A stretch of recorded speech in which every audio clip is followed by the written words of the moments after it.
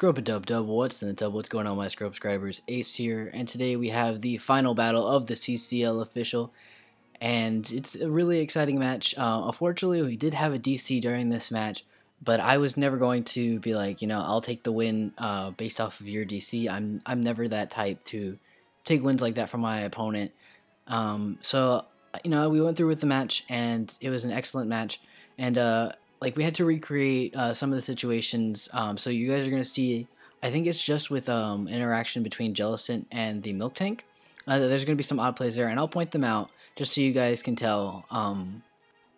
But yeah, no. Otherwise, it was a great battle, and I think you guys really enjoy it. So looking at Slayer's team, I looked over and I didn't see the Slowking, and I was a little saddened by that because I was like, okay, I should have brought Sock instead of Striker, and I should have trusted my gut. And I was like, okay, Striker's not going to do much here, so I kind of have that fodder if I really need it, and I can just Volt Switch out instead of like wild charging with this thing, just because the Milk Tank and the Tank Growth really limit down what I can do. The only reason I'm going to be bringing in Striker is to take a potential Sleep Powder and kind of fire off attacks against Slayer with that. Now, I see that he does have the Infernape and the Sneasel together, so I was like, okay, one of those could possibly be Focus Sash, so I'd like to get up my rocks immediately if I can, and prevent him from setting up rocks. So I'm just going to lead off with my Mega Diancie. I figure that before my Mega Evolution stats transfer over, I can live an Iron Head or an Iron Tail from either the Milk Tank or the Infernape. If he leads off with the Metagross, then I'll just counter swap back into my Arcanine, and I won't be really worried too much in that situation. So we're just going to start off right into the battle. This music is pretty good. So like I said, I let off with my Diancie here, and I'm going to Mega Evolve up and just get up my Stealth Rocks. He leads off here with his Milk Tank, and I was like, okay, this thing, like we saw in the last battle, he does have the Iron Head, so I know I can live it now. Hopefully I just don't get flinched, because he will outspeed me, because Diancie does not have the great amount of speed before the Mega Evolution, but it does have the defenses to live this. So here I'm just going to get off these Stealth Rocks while I can live that Iron Head. And now here I'm in a situation where I really wanted to swap out. I could get off a Moonblast here for free, but I'd end up going down there. And Slayer makes a good read, and he does go off with the Stealth Rocks here. Now here, in the original battle, he reveals that he is Body Slam Scrappy, and he gets the original para, and we were just trying to make sure that we get the para, so that it's exactly the same the way the battle went before.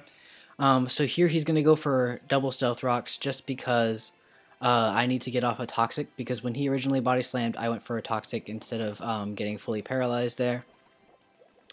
So we just wanted to make it even there. And I get up my Leftovers Recovery, and he gets whittled down a little bit by Toxic here. And now we're basically in the exact same situation that we were. So now he Body Slams here, and I'm just going to recover up because I want to force him to reveal that he has the Heal Bell, or if he doesn't have the Heal Bell, then I'll know. So I recover up here, and now I figure this turn, if he's going to do anything, he's going to Milk Drink, or not Milk Drink, he's going to Heal Bell up if he has it. So if he doesn't have it, then he has to go for an attack pretty much here, just go for the Body Slam. So I'm going to swap into my Rufus here, just to eat up any attack that he can go for here. And get off my Intimidate to lower that attack if he does attack me here. And he goes for the Body Slam here, and I'm like, alright, cool. So that probably means he doesn't have the Heal Bell, and I'm in a really good situation here, because I can just Morning Sun up. Even if he Milk Drinks, he's still getting whittled down by that Toxic here. And he might swap here. I figure he might swap into the Hydreigon. I don't have the close combat, unfortunately, to make the plays I did back in another match, in our first match. So I'm just going to Morning Sun up here. And now, I know that he doesn't really want to risk at this point going for the Draco Meteor and losing this Hydreigon so early. So I'm just going to stay in on a potential Dark Pulse and just go for the Will-O-Wisp. He's scouting for the close combat because he really doesn't want the Hydreigon going down this early. I just go for the Will-O-Wisp, and the Milk Tank comes in with toxic damage already here. Now here, I just wanted to Flare Blitz, because if he does go for the Body Slam, I will be able to take him out. He goes for the Milk Drink, which is a smart play here, just to force me to whittle myself down a little bit more off the recoil damage. and it kind of lets him scout more and more turns if I have the close combat, which would be lowering my defenses. I do get a crit here, which did not have in the original battle, but it didn't really end up mattering because the toxic damage won't kill him, and it still ends up in the same situation of what happened in the original battle. In the original battle, I do kill off this milk tank with this in this same exchange. Because Slayer really doesn't want to swap anything in on a Flare Blitz. Most of his team doesn't take it well. The Hydreigon doesn't want to take the additional rock damage plus the Flare Blitz damage. And like he really just doesn't want to risk it there. So we're just going to be Flare Blitzing here. Now here I really wanted to Morning Sun, predicting him into Body Slam. But I didn't think it was in my best situation because if he Milk Drinked again, I just wanted to get this thing down into a situation where like I could just take it out with this Flare Blitz. So I do that, and he goes down, and now I'm up 6-5. I'm like, okay, I'm in a pretty good situation here. He's going to bring in his Think, which is the Hydreigon here, and I know now he has Draco Meteor just because Dark Pulse has a rule of not killing me, and he really needs to get the momentum back in the match. So I'm just going to bring in Slur here and sack this thing off because I figured bringing in Diancie, and if Slayer just tries to make the aggressive play and Dark Pulse predicting the Diancie to come in, that I would really be in a fine position because Slur can live a Dark Pulse. But he doesn't go for it. He goes for the Draco Meteor just for a guaranteed kill here. And that allows me to bring in my Bugger. And I know he has the Infernape there, but I figure with the damage and forcing him to possibly pop his Focus Sash coming in on these rocks, I want to get off that damage. But I didn't want to go for the Superpower or the... the Superpower is the only thing that kills this Infernape, just because I didn't want the Tangrowth to come in and get a free Sleep Powder off, even after the Infernape dies, because nothing on my team really wants to come in on that now that Slur is gone. So I'm just going to bring in my Jellicent here, and he does go for the U-turn here, and U-turns out, and I believe he goes into his Tangrowth here. Boop.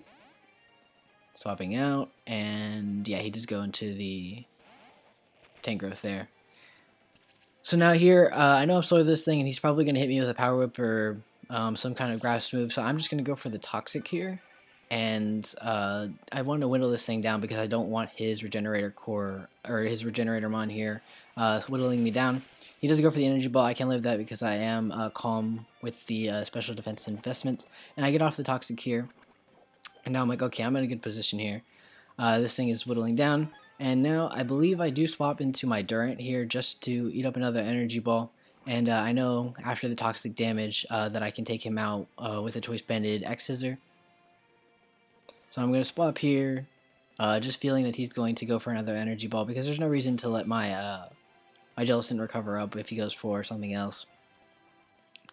So he goes for the Energy Ball here. Durant pretty much eats that up. It did a lot of damage because Durant's not that bulky. My special defense falls, but I'm not really worried about it. There, I can just X-Scissor and kill this thing. But he reveals that he has the berry for this attack, and I was like, crap, no! And this basically is where my whole strategy kind of goes downhill because this thing does go down to an HP fire, and Slayer played extremely well there. And now I'm really behind because Bugger is my physical enforcer because it's so fast. I needed it for the Metagross and I needed it for the Hydreigon, and now I'm in a really tough position. So I have to bring out Rufus here and just get the kill. And I do have to come on the rock damage, and I can't Morning Sun up because he can Sleep Powder here. And then I'm in a really tough position because anything can come in and kill with this Arcanine. And I want this Arcanine around to take attacks from the Weavile and the Infernape, and then I can get off E-Speeds just like I did there. So here he swaps in the Metagross, and I was like, okay, the only reason you bring this thing in is if you have a special move. So I'm just going to swap out here into my Jellicent. And I figure I can probably take an attack from this range if he doesn't have any investment on the special side. And he does go for the Psychic, so I was like, okay, I might be able to live this. And he does have a good amount of investment on that because Jellicent was physically bulky and that is a resisted hit. But he does reveal that he's Life Orb and not the Mega. So here I bring in my Cha-Cha here because I know a Bullet Punch won't kill me here. And I still decided to go for the Earthquake here, I believe, just because there's no reason to predict the Hydreigon when I can just go for the Ice Shard and force him down to force him to come in on the Stealth Rocks there. And he just swaps in the Infernape, so I Earthquake up and kill that thing off. And now we're in a pretty even situation, but I would have rather had my Durant still alive here, not knowing that he had the berry. So I Ice Shard here because I figure he thinks I'm going to swap out into Arcanine here, so I'm predicting a knockoff. He does go for the knockoff, and it's not going to do much to me. Like, it won't kill me, and well, it does a lot. It doesn't kill me. And he locks off my Focus Sash, which is already useless here. So I'm just going to swap into my Arcanine here on a potential low kick. And get off of this Intimidate so that, let's see, right here, get the Intimidate off. And he goes for the Metal Claw, which I was really surprised about that he had. I was like, okay, you don't have Ice Shard for Metal Claw. Alright, that's kind of weird. But either way, I was like, okay, now I can just bring in Mamoswine again and Ice Shard up because he has the Metal Claw instead of the Ice Shard. Yeah, I don't know about that. This is a little weird. So I just Ice Shard up here. But then I do realize that even if he is Special Metagross, he might still have Bullet Punch. So I was like, oh crap. He can just bring this thing in and Bullet Punch both of my Mons to death. And I was like, crap, well, that's GG for me. So he's just able here to Bullet Punch up.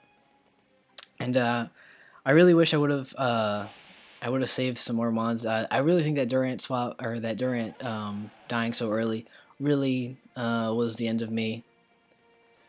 Just because I couldn't do anything after that. My Physical Enforcer was gone and everything else kind of had to get whittled down.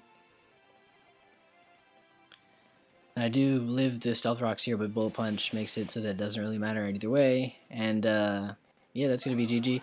I was a little disappointed in how I played, mostly because I didn't bring the Sock. Like, I really thought, you know, I should bring Sock. I should bring Sock. From the last match, I should bring Sock. But I brought Step Striker because I didn't want to get stalled out by a Regenerator Core. I just wanted to be an aggro player, and it did end up costing me. And you know, I apologize to you guys for that. I don't think I could have ever predicted him having the berry. Really, I don't think that's like that's a savant play. Like I'm not a mind reader. But thank you guys so much for your support this season. It's been amazing. And I'm really happy with second place. I would have rather taken first place. But, you know, I'm on my Ash Ketchum grind. You know, I'll lose the league, and I'll come back stronger. And this next league, which is going to be the CCL Season 2, which is going to be a thing I will be a part of. And we are going to be back. And I'm going to kick some ass, and I'm going to take that league. I promise you guys that I can do it. But thank you guys so much for the support and everything. Like I said, the Sootopolis Scrubanines did their best, but you know, GG Slayer, he played a fantastic match. You know, he counter prepared me, and he brought a lot of things that I didn't expect him to bring, and you know, that was the end of me. But yeah, that's gonna be the end of the video. Thank you guys so much for the support. Make sure to hit that like button and subscribe down below if you did enjoy, and that's gonna be it. I'm out. Bye bye.